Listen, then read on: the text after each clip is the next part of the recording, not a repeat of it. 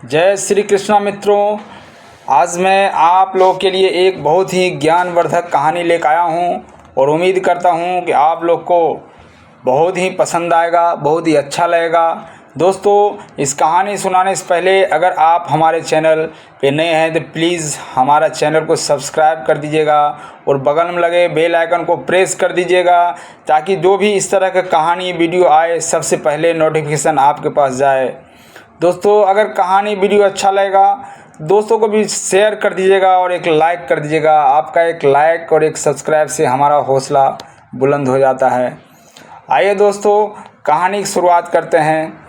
दोस्तों, एक बार की बात है जो धर्मराज और यमदूत, धर्मराज जो है और यमदूत की कहानी है। ये धर्मराज ने एक बार यमदूत को बोले, तुम जाओ और पृथ्वी लोक में चले जाओ, मानव लोक पे जाओ और वहाँ पे एक आदमी का आयु पूरा हो गया है और उसको लेके आओ। यमदूत बोला, जो आज्ञा महाराज, मैं जा रहा हूँ। और वहाँ से वो नीचे आ गया। जब मानव लोक में आया, जिसका प्राण हरने के लिए बोला गया था उनको, वो उसके घर पे यमदूत आ गया और देखा कि वो महिला थी और वो महिला बेहोश पड़ी हुई थी और उसके 3 बच्चे थे। एक बच्चे उसको सबसे छोटे वाले था, उस मरी हुई महिला जो प्राण त्यागने वाले थी उसका स्तनपान करने की कोशिश कर रहा था और एक दूसरी बच्ची थी, वो उसको हिला डुला के जगाने की कोशिश कर रहा था और तीसरी बच्ची है वो बैठ के वहाँ रो रहा था। ये सब देखने के बाद तो यमदूत जो लेने के लिए आया था उसको हिम्मत नहीं हुआ, उसने भावुक हो गया कि इस अवस्था में, इस हालत में इसको लेकर के मैं कैसे जाऊं। अगर मैं यहाँ से इसको लेकर के जाता हूँ तो ये बच्ची का क्या होगा। उसका आत्मा गवाही नहीं दिया, आत्मा कबूल नहीं किया कि इसको मैं ले करके जाऊं यहाँ से। बहुत सोच समझने के बाद यमदूत ने ये फैसला किया कि मैं इस महिला का प्राण लेकर के नहीं जाऊंगा, क्योंकि ये बच्चे तीनों से इसका दुख मुझे देखा नहीं जा रहा है। अंततः यमदूत जो है वापस लौट गया धर्मराज के पास। जब वह धर्मराज के पास लौटा, देखा धर्मराज ने कि यमदूत वहाँ से आया है खाली हाथ, कुछ उसको लेकर नहीं आया जिसको लाने के लिए बोला था। धर्मराज ने पूछा कि क्या हुआ यमदूत, तुम जिसको लाने के लिए गए थे उसको लाए क्यों नहीं। तो यमदूत ने कहा, महाराज आप मुझे जो सज़ा देना है दे दीजिए, लेकिन मैं उसको नहीं ला सकता, क्योंकि मेरी जगह पर अगर आप होते तो आप भी उसको नहीं ला सकते थे, क्योंकि उसके 3 छोटे छोटे बच्ची थी और तीनों बिलक बिलक कर रो रही थी उसके शरीर के पास, इसलिए मैं उसको नहीं ला सका। धर्मराज ने बोला, अरे तुमको जो काम दिया था वो करना चाहिए था। कौन रो रहा है, कौन जाग रहा है, कौन मरने वाला है, उसका फैसला तुम करने वाले कौन होते हो। तुमको तो ये सज़ा ज़रूर मिलेगी। बोला, ठीक है महाराज, जो आप सज़ा दोगे वो मैं मंजूर हूँ, लेकिन मेरी जगह पर आप होते तो क्या करते। लेकिन यमदूत की एक बात धर्मराज ने नहीं सुना और उसको सज़ा का ऐलान कर दिया। बोला, यमदूत तुमको यहाँ से मानव लोक में जाना पड़ेगा और वहाँ पे जब अपनी गलतियों पर, खुद की गलतियों पर 3 बार हंस लोगे तब तुम समझ लेना कि मेरा दंड जो है, मेरा अपराध जो है उसका पूरा हो गया, मेरा अपराध का समय। बोला, ठीक है महाराज, मैं मानव लोक में जाने के लिए तैयार हूँ। दोस्तों, एक बात कहा गया है और हमारा जो जीवन है, मानव जीवन, यहाँ लोग नंगा ही आता है और नंगा ही जाता है, बिना कपड़ों में आता है, बिना कपड़ों में जाता है। और वहाँ से यमदूत बिना कपड़ों में आ गए पृथ्वी पर और एक सड़क के किनारे पड़े हुए थे और ठंड का महीना था, काफ़ी ठंड भी पड़ रहा था वहाँ पे। इतने में उधर से एक मोची गुजर रहा था। उस मोची के भी छोटे छोटे 2 बच्चे थे। वो दोनों बच्चों के लिए बाज़ार से कपड़े लाने के लिए जा रहा था।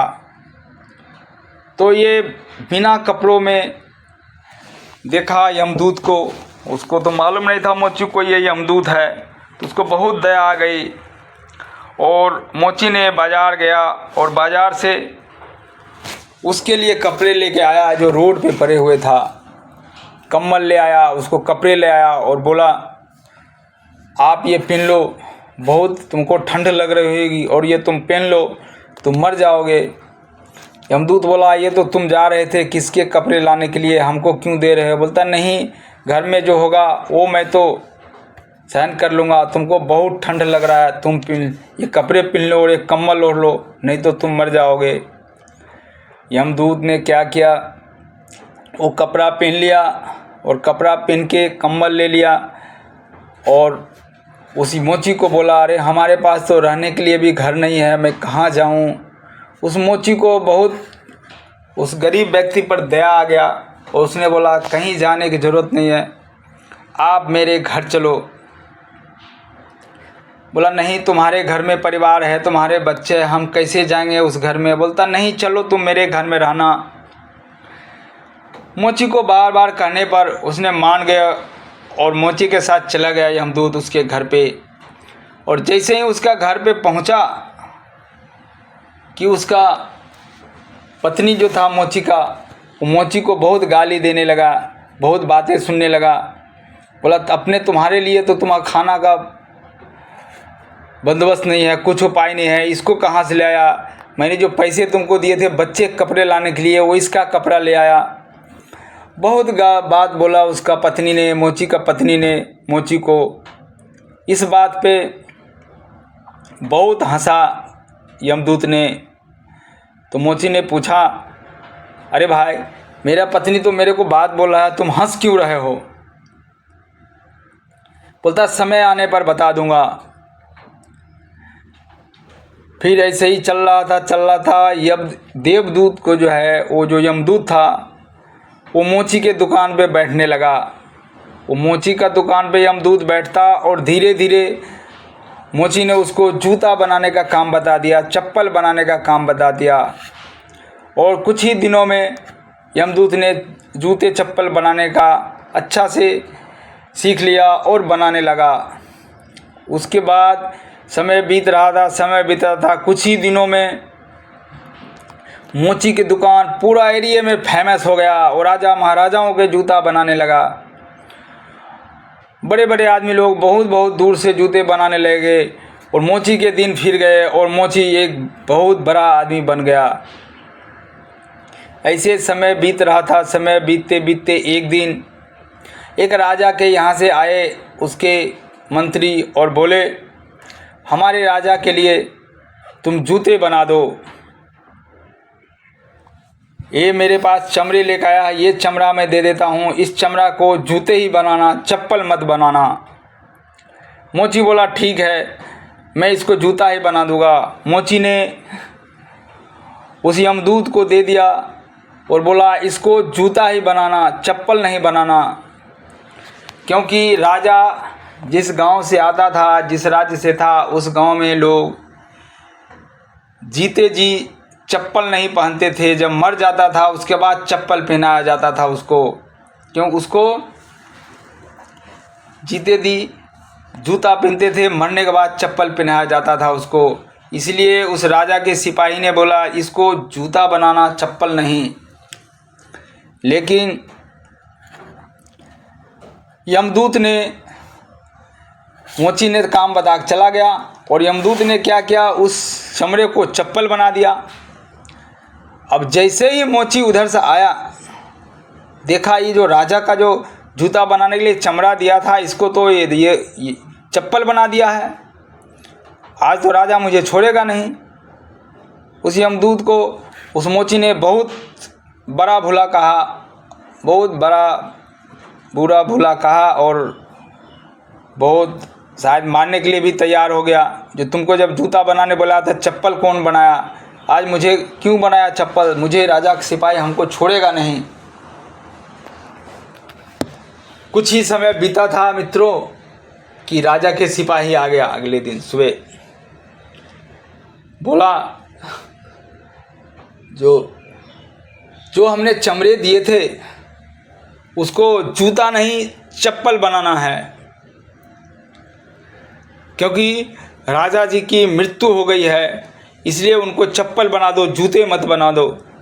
इस बात को सुनकर के उस मोची के आत्मा तृप्त हो गया और उस यमदूत को बोला, अरे भाई तुम मुझे माफ़ कर दो, हमने तुमको बहुत बुरा भला कहा, इसके लिए मैं तुमसे माफ़ी चाहता हूँ, मुझे माफ़ कर दो, अब ऐसी गलती दोबारा नहीं होगी, मुझे माफ़ कर दो। इस बात को देख करके सुन करके उस यमदूत ने बहुत ज़ोर ज़ोर से हंसा। बोला, अरे भाई मैं तुमको धन्यवाद दे रहा हूँ, तुम हंस रहे हो, क्या बात है? तो बोलता, नहीं, समय आने पर मैं तुम्हें बता दूंगा। बोला, होनी को कौन टाल सकता है, क्या होने वाला है ये कोई नहीं जानता है। दोस्तों, वो राजा के चप्पल लेके बना दिया और चप्पल लेके चला गया। उसके ऐसे ही समय बीत रहा था, दुकान चल रहा था, बहुत बढ़िया से दुकान चल रहा था। कुछ समय बीतने के बाद एक औरत और 3 लड़की आती है उस दुकान पे, और उस दुकान पे उस समय उस वही देवदूत बैठा था। और उस देवदूत जो है, जिसको हम यम लोग दूत करते हैं, जो आदमी को मरने के बाद जाता है मरने के समय लाने के लिए, वही जूता बना रहा था। और तीनों लड़की और उस महिला पहुंची दुकान पे, तो यमदूत ने पहचान लिया वो तीनों लड़की का। बोला, यही 3 लड़की है जिसकी माँ को हमने प्राण लेने गए थे और जिसकी सज़ा मैं आज भुगत रहा हूँ यहाँ। दोस्तों, उस तीनों लड़की को पूछा, उसकी माँ, उसके साथ जो महिला थी उसकी पूछा, अरे इसको, ये आपकी बेटी है? बोलता, नहीं, ये मेरी बेटी नहीं है, इसको तो मैं बचपन में गोद लिया था कि मेरी कोई संतान नहीं थी, इसलिए हमने गोद लिया था इसको। यमदूत ने समझ गया कि अगर हम उस दिन इसकी माँ को नहीं ले जाता तो ये बच्चा ऐसे, अगर ज़िंदा रहती इसकी माँ, तो ये बच्चा ऐसे ही भटकते रहते, ये गरीबी में रहता। और आज इसका किस्मत जो है, ये अमीर चली गई आपके उसके पास, उस महिला के पास। देखो, तीनों सुखी संपन्न है से पढ़ाई लिखाई करके शादी की योग्य हो गई है। यमदूत ने उसको पूछा, महिला, इसकी शादी होने वाली है? बोला, हाँ, बहुत अच्छे अच्छे घर में इसके रिश्ते तय हो गए हैं और तीनों बेटियां का तीनों बहनों को एक साथ शादी करेंगे।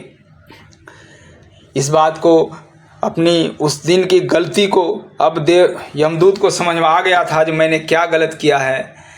तो उस दिन की गलती को अब मन ही मन सोच करके बहुत ज़ोर ज़ोर से हंसने लगा यमदूत। तो उस मोची आया और मोची ने पूछा कि तुम हंस क्यों रहे हो भाई इतना? बोलता है, तुमने 3 बार, ये मेरा तीसरी बार मैं अपने पछतावे पर हंस रहा हूँ, और आज मैं तुमको बता दे दूँगा कि किस लिए मैं हंस रहा हूँ। देखो, मैं एक यमदूत हूँ और मैं, ये पूरी कहानी यमदूत ने मोची को सुनाया। मैं तुम्हारे घर पे आया, देखो होना वही है जो होगा। बड़े बड़े ऋषि मुनि कवि ने लिखा है कि होई है वही जो राम रचि राखा, को कहीं तर्क बराबर शाखा। हम लोग कितना भी कुछ करें, कोई कितना भी कुछ कर ले, होनी को कोई टाल नहीं सकता है। जो होगा, होना है, वो हो करके रहेगा। हम, तुम और चाहे कोई भी हो, किसी को कुछ नहीं बिगाड़ सकता। ये अंतरात्मा, ये मोह माया का जीवन, ये जीवन जो है एक मोह माया जंजाल है। यहाँ तो बाप बेटे के लिए नहीं सोचता, बेटे बाप के लिए नहीं सोचता। किसी का पिताजी मर गया, चंद दिनों में, चंद घंटों में उसको घर से बाहर निकाल देते हैं, उसके कपड़ा तक भी फेंक देते हैं। और यहाँ मोह माया किसी का नहीं है। ये कहानी सुनाया अपनी आप बीती यमदूत ने उस मोची ने यमदूत का पैर पकड़ लिया और गलती के लिए क्षमा मांगने लगा। बोला मुझे माफ़ कर दो, मैं भी कुछ बड़ा भला आपसे कहा होगा, बड़ा भला तो माफ़ कर दीजिए, अब मैं ऐसी गलती कभी नहीं करूँगा। ये समझ में आ गया। दोस्तों, इस कहानी से वही सीख मिलती है कि जो होना है वही होगा, किसी को कुछ करने से कुछ नहीं होगा, वही है वही जो राम रखा। दोस्तों, वीडियो अच्छा लगा तो एक लाइक कर दीजिएगा, शेयर कर दीजिएगा।